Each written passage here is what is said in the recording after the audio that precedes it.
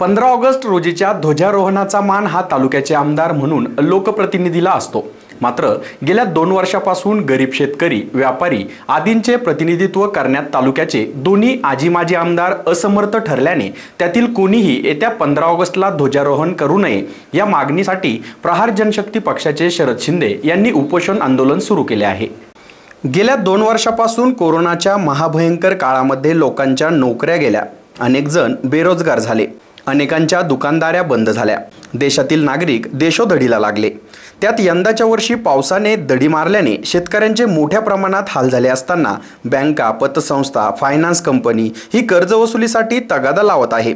अनेक ठिकाणी जप्तीच्या नोटिसा देखील देण्यात आल्या। असे असताना त्यावर तालुक्याचे लोकप्रतिनिधी म्हणून आजी व माजी आमदारांनी आजपर्यंत भ्र शब्द न काढल्याने 15 ऑगस्ट दिवशी लोकप्रतिनिधी म्हणून मिळणारा ध्वजारोहणाचा मान त्यांनी स्वीकारू नये। सदरील ध्वजारोहण सर्वसामान्य शेतकरी अथवा प्रशासनाच्या वतीने प्रांताधिकारी, तहसीलदार, पोलीस निरीक्षक आदींच्या हस्ते व्हावा या मागणीसाठी प्रहार जनशक्ती पक्षाचे शरद शिंदे यांनी उपोषण आंदोलन सुरू केले।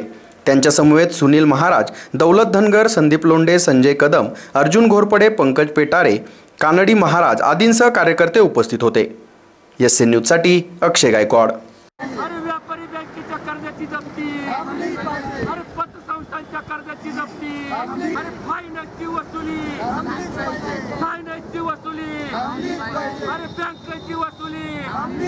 अरे पतसंस्थांची वसुली, व्यापारी बँकेची वसुली। माझं नाव शिवाजी गुंजाळ, राहणार सुळेवाडी आणि माझ्या ह्या कुटुंबाला या व्यापारी सिन्नर व्यापारी बँकेनं घात केलेला आहे। माझ्या उतार्यावर एक 50,000चं कर्ज असून त्याच्यावर या डायरेक्टर बॉडीने 20 लाख रुपये, 15 लाख रुपये असे उचलून आणि भरमसाठ बोजा करून आणि ते मला म्हणजे झेपत नाही इतकं मोठं रेकॉर्ड करून ठेवलेलं आहे। आणि माझे ह्या नोटीसमुळं माझे वडील धक्का, त्यांनी शरीराला धक्का असा सहन न झाला, वाचल्यावर ते डायरेक्ट वारले गेले आणि त्याच्यामुळं मी आज दुःखी झालेलो आहे आणि मला तीच वेळ आलेली आहे असं मला वाटतं। आणि ह्या कोकटे आमदार यांनी आम्हाला आश्वासन दिलं होतं का तुमचं मी सर्व निस्तरितो, मला फक्त इलेक्शन होऊ द्या अशी आम्हाला वारंवार त्यांनी कथा सांगितली, पण व्यथा काय मिटली नाही। याच्याबद्दल मी त्यांच्यावर पूर्ण नाराज आहे आणि त्यांना उद्याचे जे झेंडावंदन आहे ते आम्ही शेतकरी होऊ देणार नाही त्यांच्या हाताने, एवढीच आमची विनंती आहे। सिन्नर तालुक्यातील व्यापारी बँकेकडून आम्ही कर्ज घेतलं होतं 2000 साली 10,000 रुपये। तर त्याचं आम्ही कर्ज 2004 साली 2.5 लाख रुपये भरलं। बँकेतील कर्मचाऱ्यांनी परस्पर घोळ करून आमच्या नावावरती, वडिलांच्या नावावरती 3 लाख रुपये कर्ज दाखवलं। 3 लाख रुपये कर्ज दाखवल्याच्या नंतर आमच्या उतार्यावरती पण आज 10,000 रुपये वजा आहे। म्हणजे जसं काही आम्हाला काही ज्ञातच नाही असं दाखवतात, पण आम्ही पण 11वी 12वी मध्ये थोडंफार सहकार शिकलो। जर व्यापारी बँकेसारखे 10,000 रुपये एकर भावाच्या वेळेस जर तुम्ही 3 लाख रुपये एकरावरती कर्ज देतात म्हणजे तुमच्याकडे असा पैसा किती होता व्यापारी बँकेकडे। आणि शेतकऱ्यांना आमच्यासारख्यांना जर 2020 वर्षापूर्वी जर तुम्ही 3 लाख रुपये दिले असते तर आम्ही आज किती मोठं झालो असतो। आज आमची खायची पंचायत झाली या व्यापारी बँकेपायी। उठसूट जप्ती काय आम्ही गळपास घ्यायची का? हे आता 3 लाख रुपये आमच्याकडे 35 लाख रुपये मागतात। अहो तुम्ही व्याज किती लावलं असतं? बरं घेतलेच नाही पैसे, जे घेतले नाही ते जर तुम्ही मागायला लागले तर कसं काय करायचं? आणि भरले पैसे, जमिनी विकून पैसे भरले आम्ही त्यावेळेस तुम्ही कुठे गेले होते व्यापारी बँकेवाले? आता सगळं बंद झालं आणि तुम्ही आता म्हणता तुम्ही एवढे घेतले, तुम्ही तेवढे घेतले। 20 वर्षानंतर तुम्ही नोटिसा पाठवता, मग 20 वर्ष काय बँके बंद करून तुम्ही झोपले होते का कुठं? हा विषय तुम्ही शासनाने घेतला पाहिजे। उद्याकडे 15 ऑगस्ट हा स्वतंत्र दिवस आहे आणि स्वतंत्र दिवस असताना आम्ही आज उपोषणाला बसलेलो आहोत।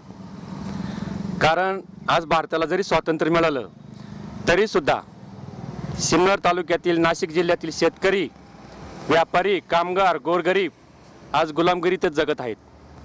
कारण 2 वर्ष झाले कोरोनाचं संकट आहे, त्यामुळे मुख्यमंत्री उद्धवजी ठाकरे साहेब यांनी पोलिसांना लावून कडक लॉकडाऊन लावलेला आहे। त्यामुळे शेती बंद होती, ट्रान्सपोर्ट बंद होता, मार्केट बंद होता. त्यामुळे शेतकऱ्याला पीक पाणी घेता आलं नाही, ते विकता आलं नाही. व्यापाऱ्याला त्याची दुकानदारी करता आली नाही. कामगाराच्या नोकऱ्या गेल्या, व्यावसायिकवाल्यांचे धंदे बुडाले. मग त्यांना उत्पन्नच कुठून? त्याच्यात आज ऑगस्ट महिन्याची 15 तारीख आली, म्हणजे पावसाळ्याचे 2.5 महिने संपले. या सिन्नर तालुक्यामध्ये पावसाचा थेंबही नाही. मग शेती कशी पिकणार? एकीकडे तुम्ही लॉकडाऊन करतात, दुसरीकडे शेतीचं उत्पन्न नाही पावसाने वरडोळे केल्यामुळे. त्यामुळे शेतकरी आणि दुकानदार आणि नोकरदार आणि व्यावसायिक आणि गोरगरीब यांनी बँकांचे कर्ज कसं भरायचं, आणि दुसरीकडे बँका, पतसंस्था, फायनान्स यांनी तर वसुलीचा धडाका लावला आहे. डायरेक्ट जप्ती करत आहेत, लिलाव काढत आहेत, पेपरामधून डायरेक्ट जाहिराती देऊन शेतकरी, व्यापारी, मजूर, व्यावसायिक, गोरगरीब, अपंग यांची इब्रत वेशीला टांगली जात आहेत. एकीकडे कोर्ट म्हणतंय, कोर्टाने निकाल दिला आहे, दिव्य मराठीला बातमी होती की लॉकडाऊनमुळे उत्पन्न नाही, पाऊस पाणी नाही, कर्जाची वसुली थांबवली पाहिजे. कर्जासाठी मानसिक खच्चीकरण कर्जदाराचा करता कामा नये, एक कोर्टाचा आदेश आहे. आणि नाशिक जिल्ह्यातील सिन्नर तालुक्यातील वसुली अधिकारी, बँका, पतसंस्था आणि फायनान्स यांनी मात्र पिचलेल्या कर्जदार शेतकऱ्याला छळवण्याचं काम चालवलं आहे. याचा आम्ही जाहीर निषेध करत आहोत. आणि हे सर्व घडत असताना हे महाआघाडी सरकार करतं काय, हा आमचा प्रश्न आहे. शेतकऱ्याचे काय वेळ असे उद्धव ठाकरे साहेब, तुम्ही एकीकडे आम्हाला घरात बसवतायत आणि दुसरीकडे तुम्ही आमची जमीन, घरदार निलाव काढतायत. हा कुठला न्याय?